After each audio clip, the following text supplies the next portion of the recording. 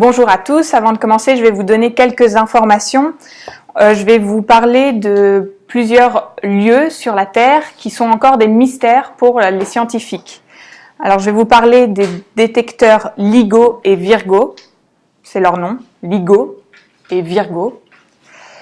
Je vais vous parler du massif du Karakoram, aussi du lac Maracaibo et de la base de Vostok. Je vais aussi mentionner les prix Nobel de physique qui sont Ryder Weiss, Barry Barish et Kip Thorne. Et voilà. Si vous êtes prêts, on peut commencer. Je ne sais pas si vous avez suivi, mesdames et messieurs, la distribution annuelle des prix Nobel. C'était il y a quelques semaines. Et si oui, vous savez que le prix Nobel de physique a été décerné à 3 scientifiques, à savoir Ryder Weiss, Barry Barish et Kip Thorne. Ils ont reçu ce prix Nobel, cette grande distinction, pour l'observation qu'ils ont pu faire des ondes gravitationnelles. Les ondes gravitationnelles, c'est des déformations de l'espace qui ont été prédites par Einstein il y a plus de 100 ans. Donc c'était quand même un vrai génie pour prévoir des événements qu'on ne peut observer qu'aujourd'hui. On a pu observer directement ce phénomène grâce à 2 détecteurs, LIGO et Virgo. LIGO et Virgo ont pu détecter une vibration dans l'espace provoquée par la fusion de 2 trous noirs, et ce, à des millions d'années-lumière de la Terre. Donc c'est vraiment quelque chose de fascinant. Et c'était la première observation directe, c'est très important. Et j'ai trouvé que c'était une jolie coïncidence qu'il y a une semaine, le 16 octobre, on ait pu détecter de nouveau des ondes gravitationnelles, mais cette fois-ci, c'était des ondes gravitationnelles nées de la collision de 2 étoiles à neutrons. Donc pas des trous noirs cette fois. Et ça marque véritablement une nouvelle ère pour l'astrophysique. C'est une grande découverte, une découverte bouleversante. Elle va permettre d'exploiter énormément d'informations. Par exemple, cette observation permet de confirmer l'origine des métaux lourds dans l'univers. On sait que d'énormes quantités d'or, de platine ou d'uranium et autres éléments lourds sont créés par la collision de 2 corps célestes, et ensuite ces métaux lourds sont projetés dans l'univers. Et donc ça nous révèle que le mystère de la formation de l'or qu'on utilise dans les bijoux vient en fait de l'espace. Donc moi je trouve ça plutôt fascinant d'imaginer que les bijoux qu'on a se sont faits de particules qui ont voyagé à travers l'espace.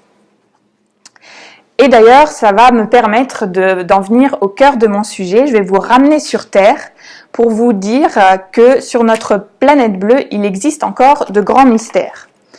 Parce que, en effet, si nous perçons petit à petit les mystères de l'univers, avec ces découvertes dont je viens de vous parler, il ne faut pas oublier qu'il reste de grands mystères sur Terre aussi.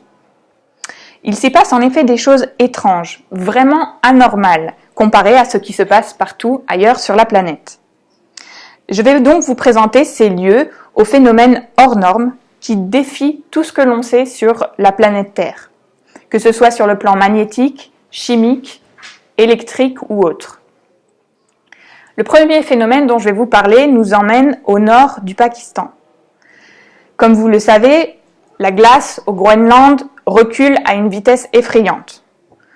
En Alaska et en Norvège, les glaciers fondent. C'est aussi le cas dans les Andes, où ils disparaissent les uns après les autres.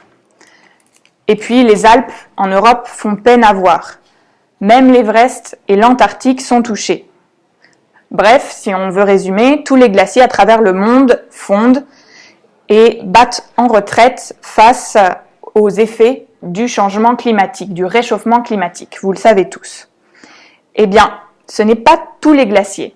En effet, dans le massif du Karakoram, au nord du Pakistan, la glace ne fond pas. Alors, ce massif est un lieu très reculé et aussi difficile d'accès, vous pouvez vous en douter, puisqu'il se trouve dans une zone très sensible, le nord du Pakistan. C'est un scientifique canadien qui a été le premier à remarquer que la glace ne fondait pas là-bas. Mais il a eu du mal à faire accepter ces résultats parce qu'il n'y avait pas beaucoup de données globales. Mais aujourd'hui, il n'y a plus de doute. Grâce aux données satellites, on a pu constater que cette anomalie est vérifiable, qu'elle est réelle. Le glacier prend 11 cm chaque année. C'est un peu gênant comme découverte. Le scientifique canadien a hésité avant de publier ses résultats parce qu'il avait peur que les climato-sceptiques s'emparent de son message et le détournent. D'autant plus que les prévisions estimaient que le glacier, le massif du Karakoram, allait lui aussi fondre comme tous les autres et contribuerait à l'augmentation du niveau de la mer. Mais bon, on a eu tout faux et finalement, le Karakoram ne fond pas. Vous vous demanderez peut-être pourquoi. Bien, c'est là que le bât blesse. Les scientifiques ne savent pas exactement, ils ne peuvent faire qu'émettre des hypothèses. Certains pensent que c'est à cause de la topographie, d'autres que c'est lié à la nature du glacier, d'autres pensent que c'est les débris rocheux autour du massif qui jouent un peu le rôle d'isolant thermique qui empêche la chaleur d'entrer et donc qui empêche le glacier de fondre. Mais l'hypothèse privilégiée, c'est qu'il y a une sorte de microclimat au niveau du glacier qui fait que l'atmosphère reste très froide et empêche le glacier de fondre. Alors qui sait, peut-être que le Karakoram est l'exception qui confirme la règle. Maintenant, je vais vous parler d'un phénomène tout à fait différent. Nous allons aller jusqu'au lac Maracaibo, au Venezuela. C'est un lac très particulier. On estime qu'il y a un orage là-bas en moyenne 297 jours par an. Et cet orage est en plus monumental, c'est pas un petit orage, c'est un orage qui peut durer en moyenne 10 heures, et ce 297 jours par an. On estime aussi que le nombre d'éclairs pendant la tempête peut atteindre au maximum 40 éclairs par minute. Donc vous imaginez un peu l'enfer que ce doit être lorsqu'on se retrouve au cœur d'une tempête là-bas. D'ailleurs, c'est officiellement la région la plus électrique au monde. Et là encore, on ne sait pas exactement ce qui cause ce phénomène. Et il y a de nombreuses spéculations. Certains évoquent la présence d'uranium ou de méthane comme explication, mais d'autres pensent que c'est à cause de la configuration géographique du lac. En effet, c'est l'un des plus grands lacs tropicaux au monde, donc il est très chaud et humide, et c'est des conditions idéales pour les orages. Mais l'urgence, ici, ce n'est pas de savoir pourquoi un tel phénomène existe, mais comment est-ce qu'on peut prévoir les orages et les éclairs, parce que ça leur rend la vie très difficile aux habitants du lac. Et c'est difficile d'assurer leur sécurité. Alors, il n'y a pas de statistiques exactes concernant le nombre de décès liés à ces éclairs et ces orages constants, mais on estime que le bilan doit quand même être assez élevé. De plus, les éclairs entravent les activités de pêche ou de transport aérien, la distribution d'électricité et surtout aussi l'extraction et le transport du pétrole. Tiens. Alors, passons maintenant au troisième phénomène. Je vais vous parler d'un des derniers mondes perdus. Ce monde se trouve en Antarctique, dans la base de Vostok. Dans les années 90, les scientifiques ont découvert, en plein cœur de l'Antarctique, qu'il existait en fait encore des lacs. Sous 4 km de couche de glace, il y a des lacs, et il y en a un en particulier qui est aussi grand que 2 fois la Corse. Donc c'est quand même une surface assez importante. Et ce lac, en fait, a été complètement isolé de l'air libre depuis 14 millions d'années. Il n'y a pas eu de contact. Et ce lac peut atteindre jusqu'à 1000 mètres de profondeur.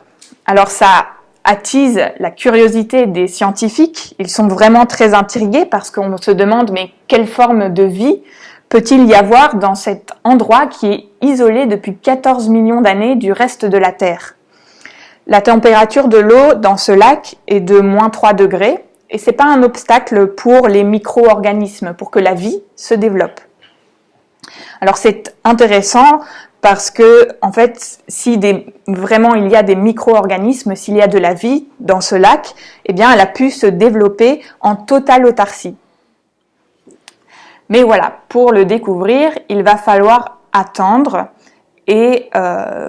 attendre que les scientifiques aient plus d'informations parce que pour l'instant, on n'a pas réussi à percer la couche de glace. Il y a eu une tentative des Américains en 2013, ils ont réussi à percer une couche de glace, mais c'était d'un lac qui avait un lien avec la mer et donc qui n'était pas complètement isolé. Les Britanniques ont essayé, mais ils n'y sont pas parvenus. Et ce sont les Russes qui sont en train d'essayer d'atteindre ce lac sous la base de Vostok. Et ils espèrent pouvoir y arriver en 2018. Mais bon, pour l'instant, ce n'est pas encore, ils n'ont pas encore réussi. Et donc on ne sait pas ce qui se trouve dans ce lac. Alors maintenant, je vais vous parler d'un dernier lieu, si vous n'êtes pas trop fatigué. Un dernier lieu fascinant que vous pourrez peut-être observer parce que ce lieu n'est pas si éloigné, il se trouve en Californie. Oui, pas si reculé plutôt. Il se trouve donc en Californie et c'est une forêt albinos. Je ne savais pas que ça existait. C'est en fait plusieurs arbres, des séquoias pour être précise, des séquoias qui ont des feuilles blanches. Or, vous le savez, normalement, les arbres sont censés avoir des feuilles vertes parce que cela indique qu'il y a de la chlorophylle dans les feuilles et c'est essentiel pour qu'ait lieu la photosynthèse et que l'arbre vive tout simplement. Mais ces arbres ont des feuilles blanches et ils arrivent même à atteindre des hauteurs gigantesques. Alors on se demande comment ils font. Une hypothèse est que les arbres albinos arrivent par leurs racines à faire du troc avec les arbres verts à côté et ainsi à se nourrir sans devoir utiliser la photosynthèse.